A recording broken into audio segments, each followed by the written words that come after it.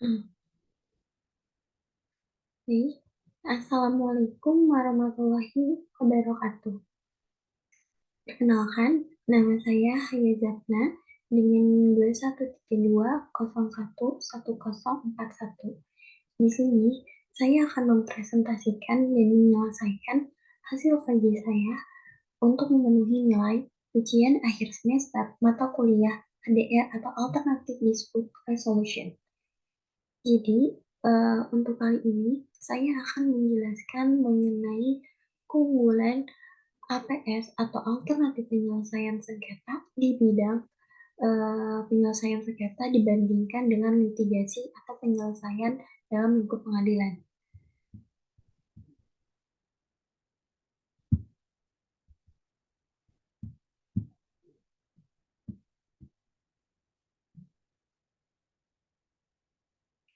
Pendahuluan. Jadi, dalam pendahuluan ini saya ingin menjelaskan mengenai asal-usul atau pengertian dan mengapa sengketa itu bisa terjadi. Jadi, permasalahan atau sengketa sering terjadi di kehidupan bermasyarakat. Permasalahan atau sengketa ini biasanya banyak terjadi pada berbagai lini kegiatan ekonomi dan juga bisnis. Perbedaan pendapat, benturan kepentingan, hingga rasa takut dirugikan kerap menjadi sebab permasalahan atau tersengketa ini itu bisa terjadi. Di Indonesia sendiri, penyelesaian non-litigasi itu ada dua macam, yakni arbitrase dan alternatif penyelesaian sengketa atau biasa disingkat APS sesuai dengan Undang-Undang Nomor 30 Tahun 1999 mengenai arbitrase dan alternatif penyelesaian sengketa atau disingkat dengan UU AAPS. Lalu ada pengertian. Alternatif penyelesaian sengketa ini atau dalam bahasa Latinnya Alternative Dispute Resolution itu adalah satu lembaga penyelesaian sengketa atau beda pendapat melalui suatu prosedur yang disepakati oleh para pihak atau kedua pihak yang bersengketa, yakni penyelesaian di luar pengadilan dengan berbagai macam cara, yaitu cara konsultasi, negosiasi, mediasi, konsilasi, ataupun juga penilaian ahli. Pengertian ini atau hal ini itu dijelaskan dalam pasal 1 angka 10 Undang-Undang Nomor 30 Tahun 1999 tentang arbitrase dan juga alternatif penyelesaian sengketa. Nah, metode yang pertama dalam APS ini atau dalam alternatif penyelesaian sengketa itu ada metode konsultasi. Nah, apa sih itu konsultasi? Konsultasi ini merupakan suatu tindakan yang bersifat personal antara suatu pihak tertentu atau kita bisa sebut klien dengan pihak lain yang merupakan pihak konsultan, di mana si pihak konsultan ini memberikan pendapatnya kepada klien sesuai dengan keperluan dan kebutuhan kliennya. Peran dari konsultan sendiri itu dalam penyelesaian sengketa tidaklah dominan. Konsultan ini hanya memberikan pendapat atau pendapat hukum sebagaimana yang diminta permintaan dari kliennya itu sendiri, yang untuk selanjutnya nanti keputusan mengenai penyelesaian sengketa tersebut akan diambil sendiri oleh para pihak yang sedang bersengketa. Meskipun ada kalanya pihak konsultan ini diberi kesempatan untuk merumuskan bentuk-bentuk penyelesaian sengketa yang dikehendaki oleh para pihak yang bersengketa. Lalu untuk metode penyelesaian yang kedua itu ada metode negosiasi.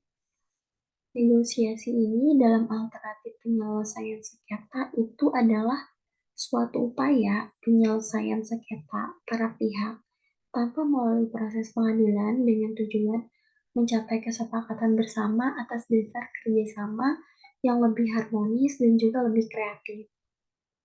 Melalui negosiasi, para pihak yang bersengketa ini dapat melakukan suatu proses. Proses apa? Yaitu proses penjajakan kembali akan hak dan kewajiban para pihak. Jadi, kedua pihak yang bersengketa ini melakukan kilas balik gitu mengenai hak dan kewajiban atau perjanjian apa saja yang mereka sepakati gitu, sebelum terjadinya sengketa tersebut.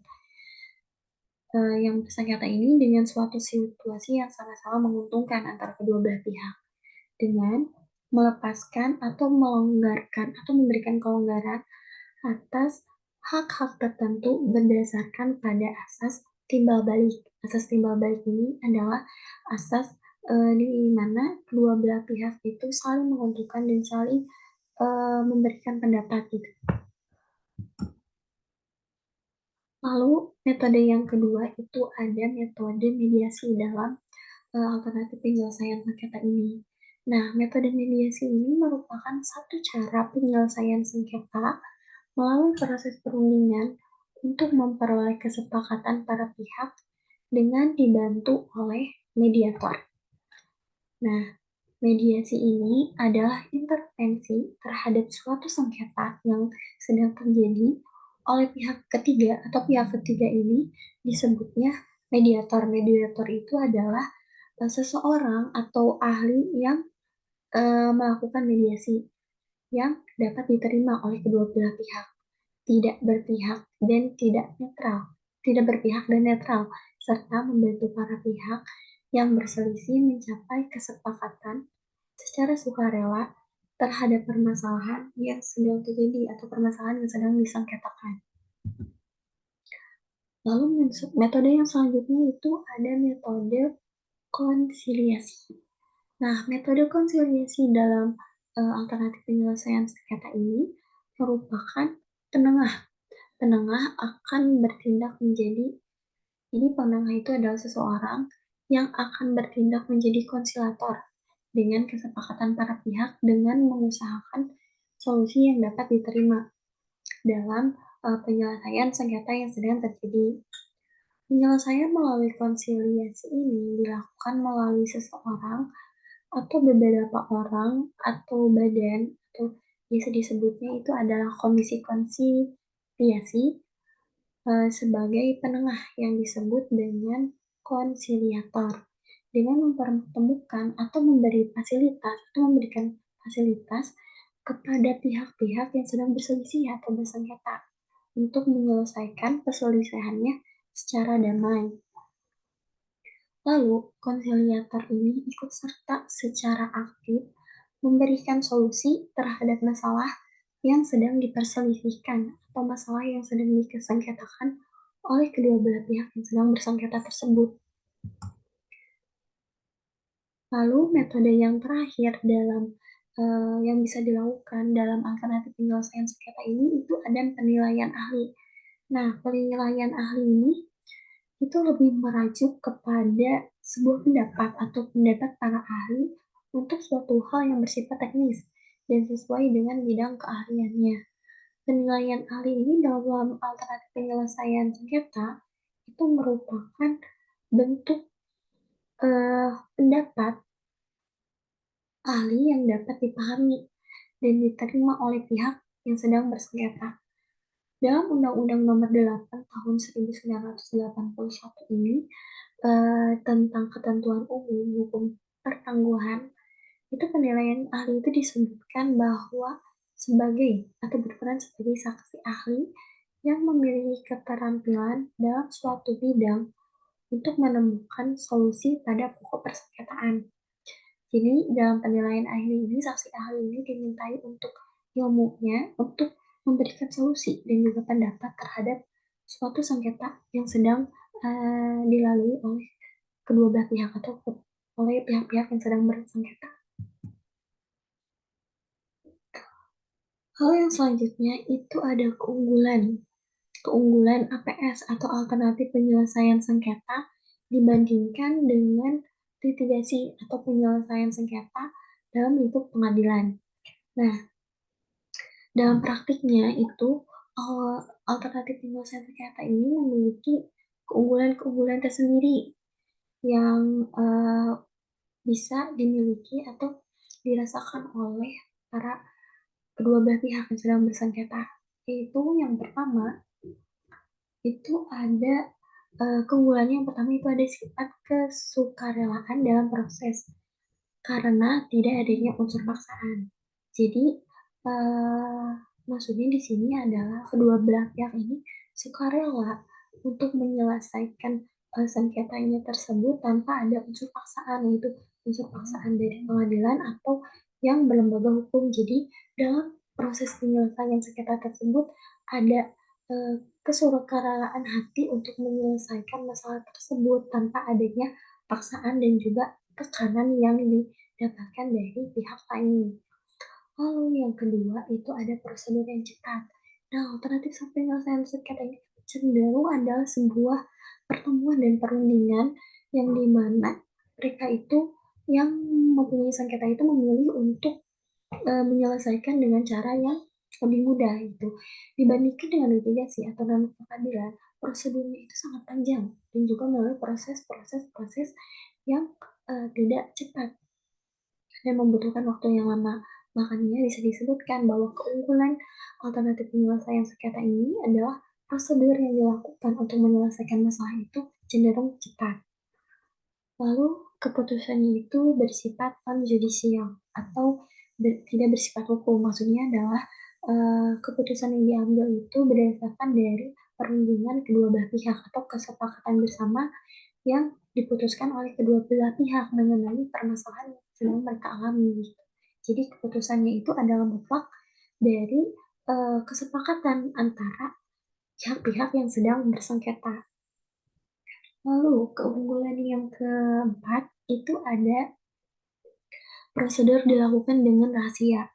Prosedur dilakukan dengan rahasia ini bisa diartikan bahwa penyelesaiannya itu hanya diketahui oleh kedua pihak yang bersengketa saja atau pihak-pihak yang bersengketa dengan orang ketiga atau orang ketiga itu orang yang membantu menyelesaikan permasalahan tersebut seperti mediator, konsiliator, dan juga ahli. Ya, berbeda dengan litigasi, prosedurnya itu kan bisa dilihat gitu dalam pengadilan itu kan bisa dilihat oleh umum dan juga putusannya itu bisa diketahui orang banyak. Tuh, lalu keunggulan yang selanjutnya itu adalah fleksibilitas dalam menentukan syarat-syarat penyelesaian masalah. Jadi balik lagi tadi bahwa semua penyelesaian dan semua keputusan yang dihasilkan dari alternatif penyelesaian sengketa itu merupakan keputusan atas perundingan yang telah dilakukan oleh kedua belah pihak yang bersengketa tanpa ada syarat-syarat harus memenuhi sesuatu gitu. Tetapi penyelesaian itu dan keputusan itu benar-benar mutlak daripada apa yang kedua belah pihak itu mau dan juga sepakati. Lalu hemat waktu dan hemat biaya.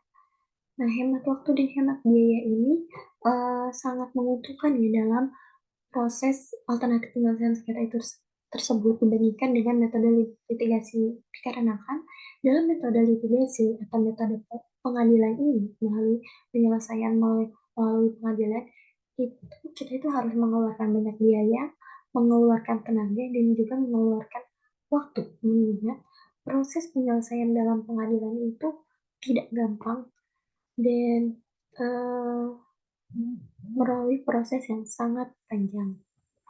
Lalu keunggulan yang terakhir dalam alternatif penyelesaian sengketa itu adalah tingginya kemungkinan untuk melaksanakan kesepakatan dan pemeliharaan hubungan kerja.